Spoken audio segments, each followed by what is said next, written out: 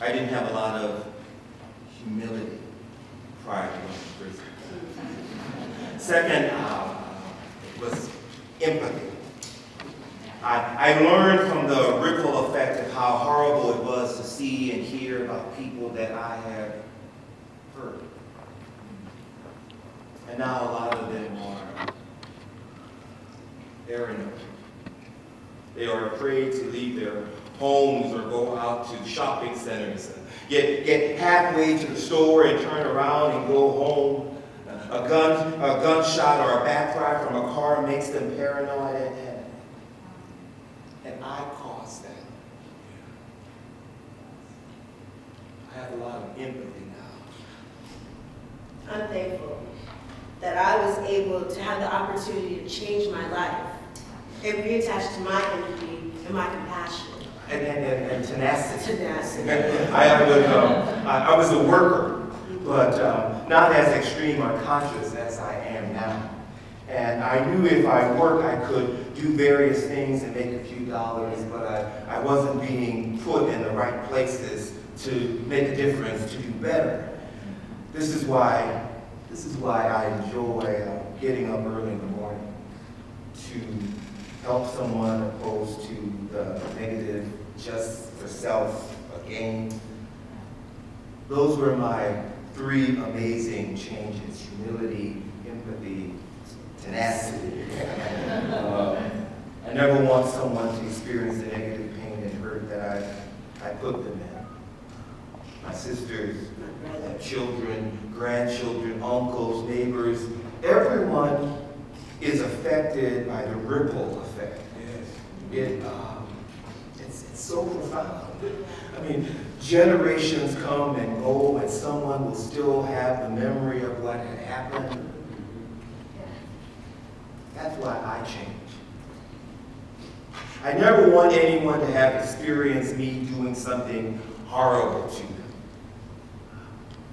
It's deeper than not fair. It's not humane. That is no way to treat anybody. If I am living incarcerated like that and a person is out in society having to be subjected to live like that, paranoid, to go to the store or a shopping center or a movie, it's not fair at all. Mainly, the change was in my thought pattern. In what way? I had a female officer who, there was a guy from the other yard. He worked on an opposite shift from me. We were working double shifts. I would work in the morning, and he would work in the afternoons. I had never seen the man. Something came up missing from the locker that I had never been in, but he accused me of stealing it. And he left me a note threatening all the things he was going to do to me. When I showed it to the note to the guys in the class, we were all laughing. At the time, I was in my 40s, beard, muscular. I had a tough persona. Well, you have to put on a different demeanor. And when you do that, it's not your character. It's a character that you're forced to be. It's living under a false facade to impress the majority of your peers. So the officer comes in, and all of a sudden, she dips her hand in my shirt pocket. I said, "Hey, what's going on?" And I took a step back, and she said, "I want that note. I want to nail that fucking guy and blah, blah, blah. And he's a piece of turd." And she just goes off on it. In this instance, how would you react? How would you respond? It's not about reacting all the time. These are things that people in prison, they just react spontaneously for who knows what else. And I said, "Lady, if there was ever such a note that ever existed, it doesn't now. I had just come away from the toilet from flushing it." She went back and told her partners that I was standing up for this piece of you-know-what. That is not what it was. She was putting me on the spot. Your sanity is being challenged in a major way. If I had given her the note, I would be a rat. And I would have to live with all these guys. So I wouldn't have given it to her. A lot of people break under pressure. But the way she came in to approach me was completely wrong. And even if I was going to give her the note, she completely flipped me off. And a lot of guys bring more hardship on themselves than they need to put up with because they're being reactive instead of proactive. She caused a reactive defense for me. My defense went straight up. Anyway, she winds up being the building officer where I live. She came in and tore up my cell one morning. She told my cellie, "We are going to search your cell. Get up, make yourself some coffee, go to the bathroom, and when you are ready, we are going to search your cell." That gave him a chance to hide anything he had. Then she tore up my stuff and left all this trash, which they are not supposed to do. And people had to react accordingly because if they, well, you don't want to be sitting out as a potential victim when the cell door opens, you know? Honey and syrup and jelly and stuff was dumped on the floor. 4 days later, I had a medical order for a second mattress because of my back. And she comes around and takes my mattress with another officer. He was like, "I don't know what she is up to, but I will get back as soon as I can." I went around and found 14 other mattresses in the building that were not medically approved, and the inmates should not have had. So I filed a retaliation complaint, a 602. A voice is a powerful thing. I go and I give it to the sergeant. He said, "I'm not taking it." I said, "Wait a minute. I have to file a lawsuit to protect myself. The officer is bad-mouthing me." A week later, I'm walking by the gym, and she is working overtime, and she says, "There goes that rat." And I am the only one outside, and there was like 15 guys at that door that can see me and know she is talking about me. One of your greatest fears in there is the unknown. Of never knowing when somebody is going to be upset and come out of their cell in the morning and decide to jump on the first person they see. So now she is trying to get me beat up or jumped on.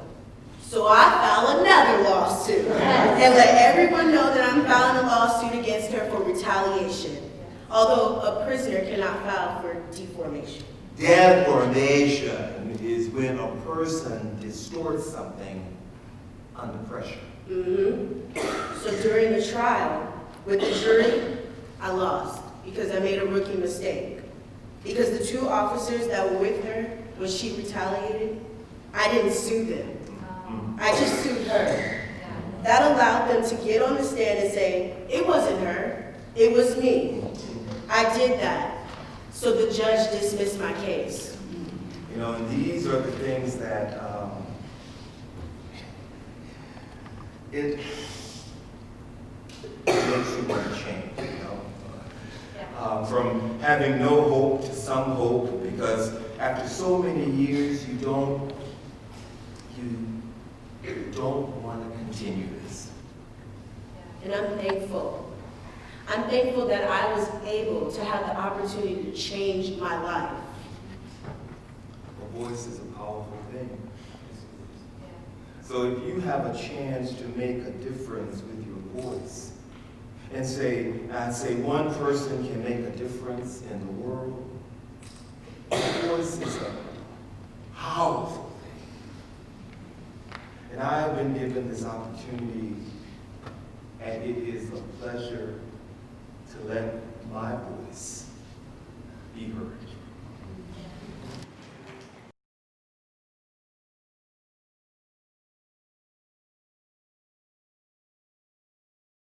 Listen up, we told our stories for y'all. I hope you enjoyed hearing them. And above all, we want to end on a happy note. Let's see where we end up. First, I'm Ariel Cook. And I can say that I'm free.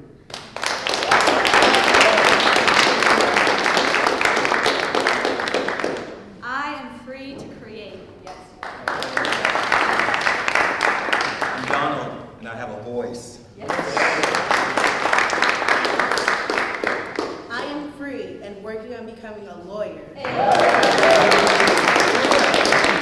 I am free to enjoy the little things. I'm free and just taking it day by day. I'm getting my computer certification. I am free to spend time with my family. I have a lot of them. I'm free and I'm eating good food. I'm free to be with my family. You're free to trust and make new friends. I got my driver's license, and I'm free.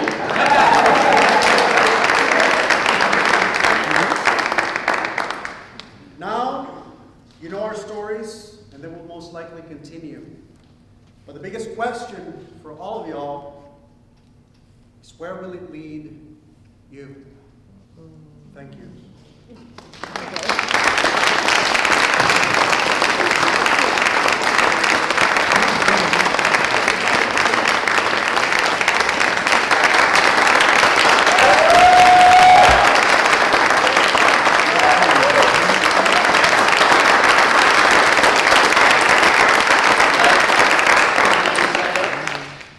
I wanted to thank you for sharing your story with me.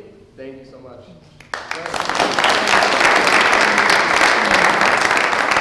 Billy, thank you for sharing your story with me. You remind me of the value of life. Thank you so much. Will you please stand up?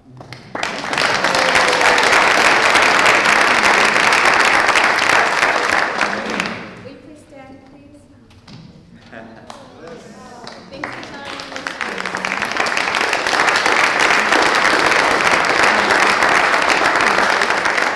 James, thank you for sharing your experience and your dreams with me. Will you please stand?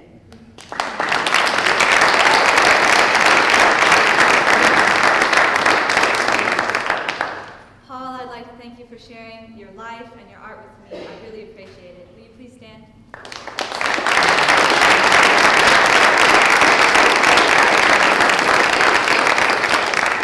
Ariel, as you know, Joe is studying abroad, but we'd like to thank you for sharing your story. I'd like to thank you as well. Please stand up, be acknowledged.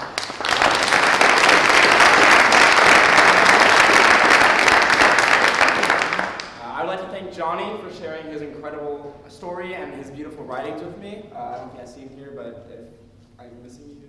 Okay, thank you to Johnny.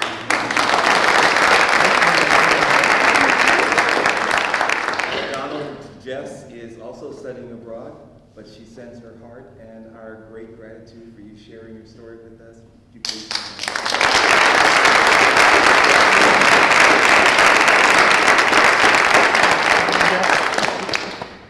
Michael, I would like to thank you for taking your time to share your story with me at the Francisco home. If you could please stand up.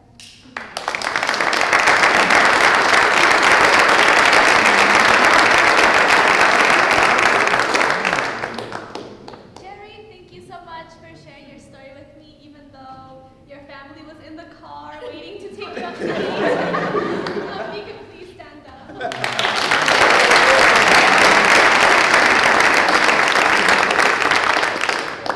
Milton, thank you for sharing your life and your beautiful soul with me. Please stand.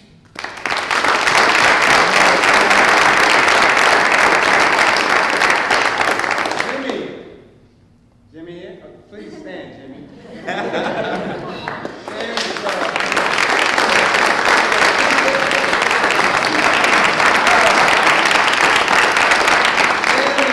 Traveling abroad, studying abroad, but Sam and I would like to thank you for sharing your beautiful story with us. Thank you so much.